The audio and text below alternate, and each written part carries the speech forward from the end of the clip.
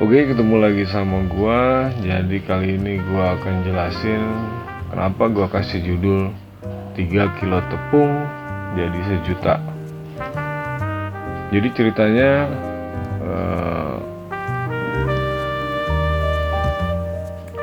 ceritanya sekitar sebulan yang lalu kakak gua balik dari tempat tinggalnya sekarang di Pekalongan di Jawa Tengah. Setiap tahun karena kakak gue ulang tahunnya di akhir tahun, dia sekalian main ke rumah nengokin nyokap, ketemu orang tuanya. Khususnya gue yakin ketemu orang tuanya, anak-anaknya, cucu-cucunya diajak ke sini.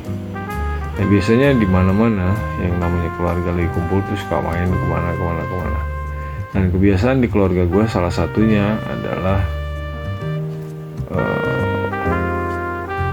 yang kebetulan biasanya karena anak gue juga suka ikut, itu mancingnya itu di rumah omnya. Nah, omnya ini adanya bokap itu biasanya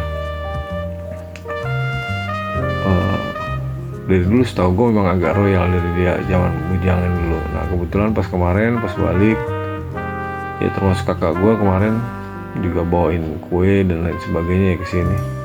Cuma yang menarik adalah begitu anak-anak balik, terus bini gue ngomong, ini ternyata titik-titik bakery bikin juga roti unyil gitu.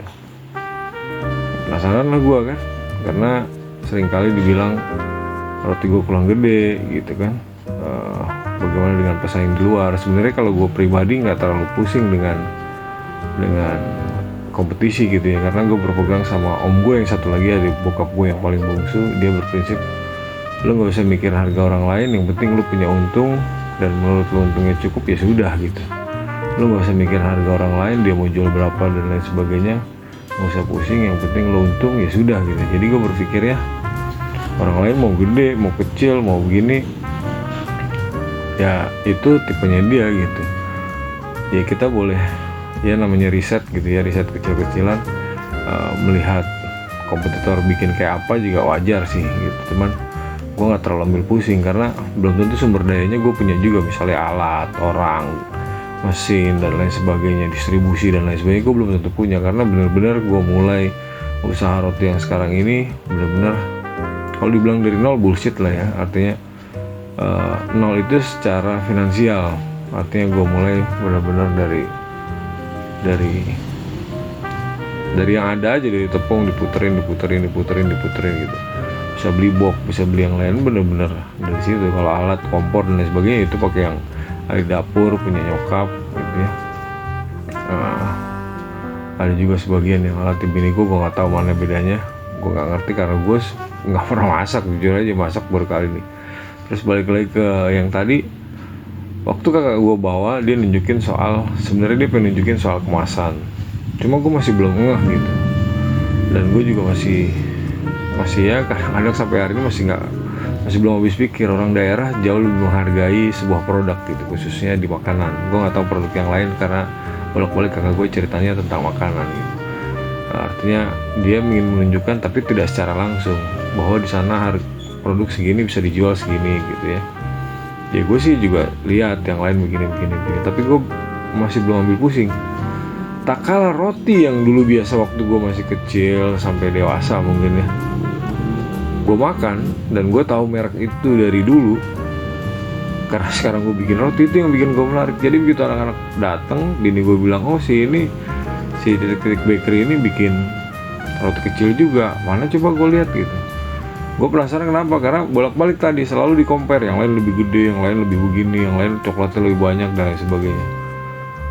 Begitu gue lihat, pertama gue udah kaget. Tahu apa yang bikin gue kaget? Dia lebih kecil setengahnya dari apa yang gue buat. Itu yang pertama.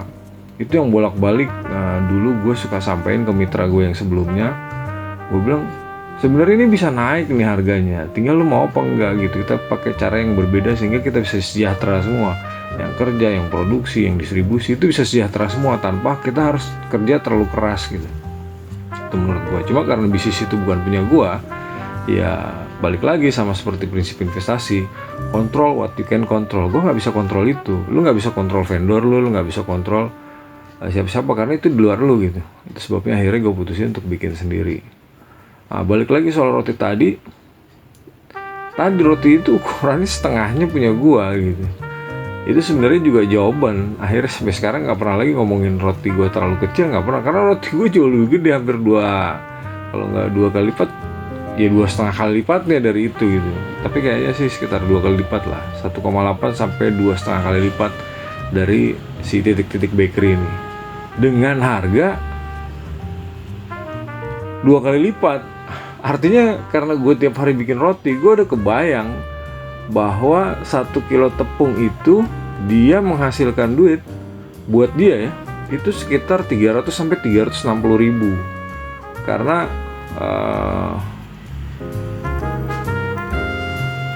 roti yang dia hasilkan itu sekitar, dengan ukuran sekecil itu sekitar 150 sampai 180 piece yang harganya 2.000 per piece dan dijual per box. Artinya satu box kan 40.000, dia bisa jadi 9 box, 9 kali 40 ya sekitar 360.000. Jadi itu yang mau gue sampein, bahwa 1 kilo tepung bisa jadi duit 360.000. Kalau 3 kilo tepung berarti dia bisa jadi 1 juta, sekitar 1.080.000 lah ya. Karena 1 kilo tepung kalau 10 gram aja dia jadi sekitar 180 piece. Kalau satu piece-nya 2.000 berarti dia bisa jadi duit 360.000 gitu. Hanya dengan merubah kemasan, memberikan kemasan,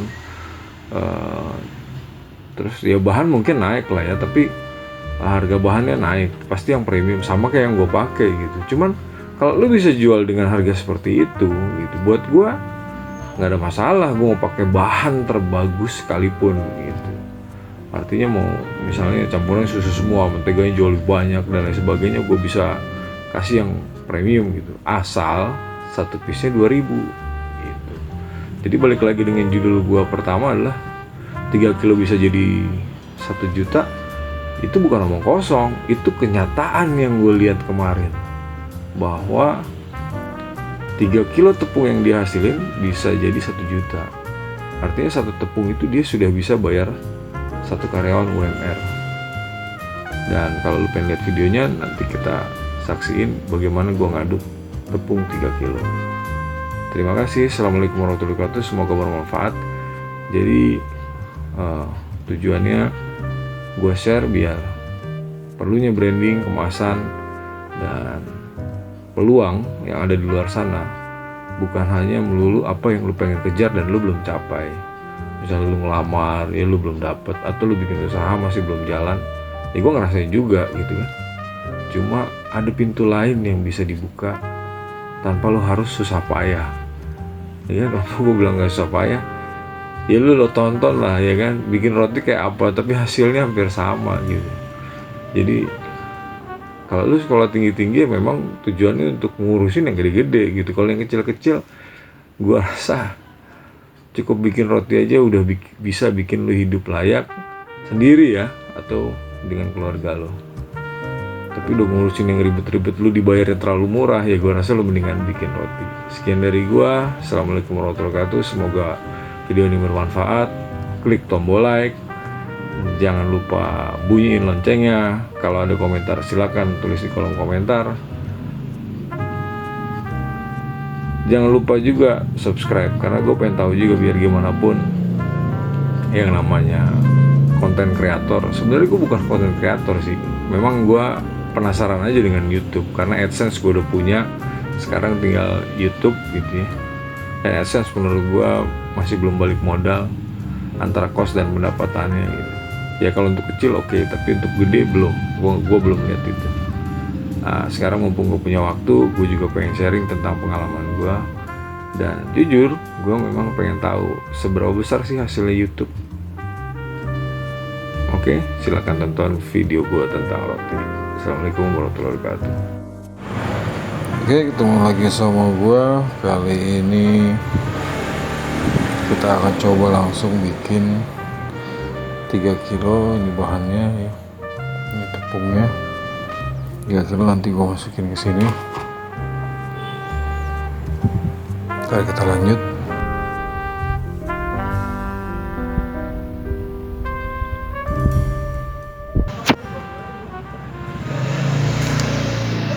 Ini 1 kilo yang kedua.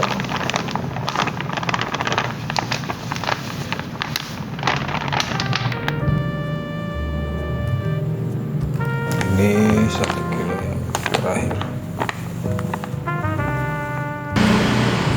Oke, jadi semua udah ya, udah potong. Ini juga yang kedua kosong, yang ketiga juga kosong. Oke. Yang lain masih utuh, bukan sulap, bukan sihir. Memang tepungnya 3 kilo sudah kita masukkan ke dalam sini. Oke, kita lanjut. Ini gulanya kita larutin dulu. Oke, sekarang udah kita aduk-aduk.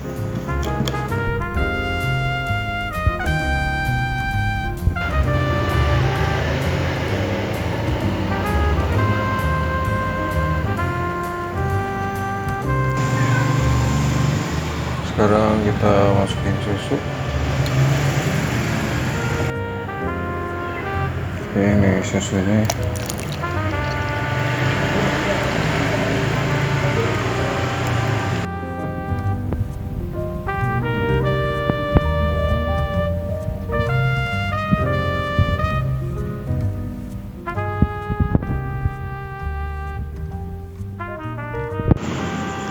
Jadi sekarang kita mesti nyari dulu. Ini pedanya tengah malam. Oke, ini kita lanjut, kita aduk-aduk nih sampai semuanya rata. Jadi apa namanya, spatula udah nggak bisa buat aduk lagi, kita harus campur tangan. Biasanya kalau ngaduk gue pakai kantong plastik ya, nggak lengket. Gue udah coba pakai tangan malah tambah lengket. Oke, ini adonannya 3 kilo udah lumayan. Sekarang di loyang, bukan loyang, di baskom ya.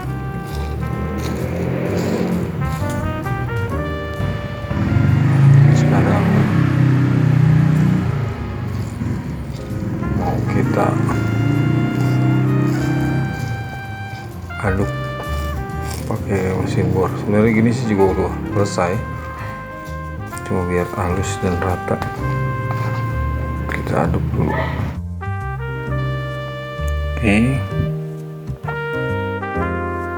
Oke, ini adonan yang tadi kita aduk pakai mesin bor.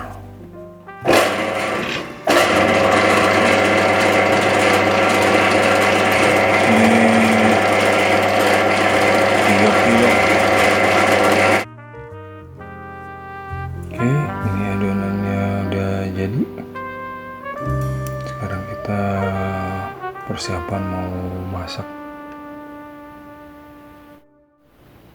Oke, ini adonannya udah jadi. Kita sekarang persiapan mau untuk dimasak. Oke, jadi lu udah lihat